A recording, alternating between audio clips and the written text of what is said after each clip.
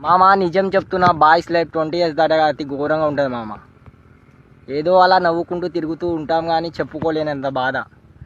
ఎందుకంటే ఈరోజు మార్నింగ్ నా లైఫ్లో ఏం జరిగిందంటే, మా నాన్న అన్నారు, అరే పత్తికి మందు కొట్టుపోరా అన్నాడు. నేనన్నా, నువ్వు కొట్టచ్చు కదా నాన్న అన్న.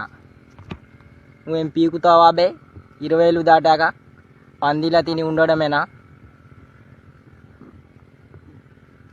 అరే నువ్వు ఈరోజు పత్తికి మందు కొడితేనే ఇంట్లో ఉండు, లేదంటే ఇంట్లో నుంచి దెంగేయి అన్నాడు మామ. చాలా బాధ వేసింది మామ.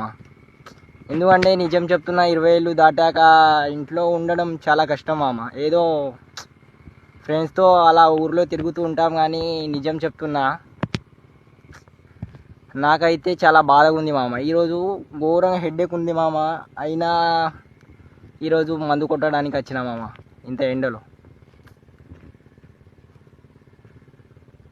బాయ్స్ లైఫ్ గర్ల్స్ లైఫ్లా కాదు మామ.